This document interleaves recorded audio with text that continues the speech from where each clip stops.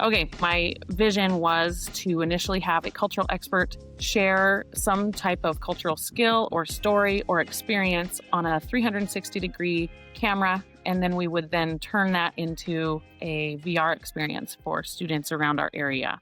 And that did shift a little bit. So I decided instead of focusing on strictly cultural experiences, I would focus on experiences that have some sort of a barrier, right? As something that would have prevented most of my students from experiencing these things.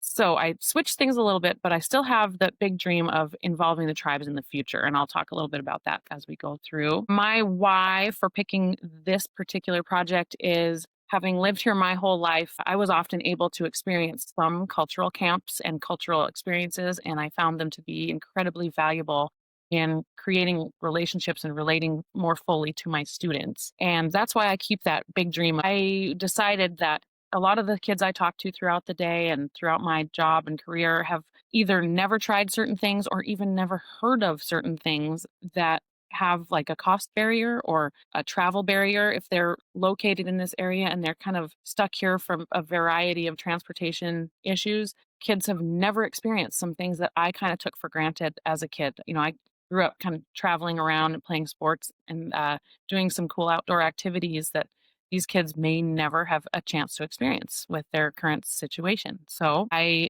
felt that that was very unfair. And I felt that these kids deserve a chance to experience all the cool things that are out there and that VR might be the way to bring that to them. So during the fellowship, I've been able to make some extremely valuable connections. The Thinkering Network has been very helpful, really varied. I mean, so many different expertises coming into the room. And it's also allowed me to collaborate with some of my local friends to kind of brainstorm ideas as well as to kind of put my toolbox together, so to speak. So I have a few people who would be willing to demonstrate some of the skills, as well as a photographer who is going to help me with all of the 360-degree filming. However, he's getting married next week and moving to Coeur d'Alene. So I'm going to have to find time where I can bribe him to come back and work with me as we move forward with this. It was a collaborative idea that he and I hatched together with the tribal experiences. So I want to make sure he stays involved. My key moments and feedback and learning have been, just peppered throughout the entire experience. It's been a wonderful experience all around. I think the thing that sticks out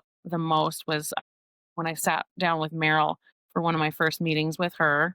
She asked me, "What is your legacy with this?" And I had never thought of a project that I'd done in that frame of reference. So I thought, well, okay, I will make this a legacy. If I can start it with one experience in one Boys and Girls Club, maybe throughout the network of the Boys and Girls Clubs across America, can collaborate on a whole bunch of these and we can have a giant library of experiences that kids can try. Whether or not they have a VR headset is not necessarily the most important component. It's just if they have some access to a computer and they can click and drag a video, you can still experience a 360-degree kind of VR experience. So there's a lot of potential there for this to turn into a Boys and Girls Club project that is more of a legacy than just a one and done kind of experience for me. So that just made me think bigger than what I'm used to thinking about. And I really appreciated that question coming from Meryl. And then, the Thinkering Network itself has really pushed me to think about that in a lot of aspects of my job. So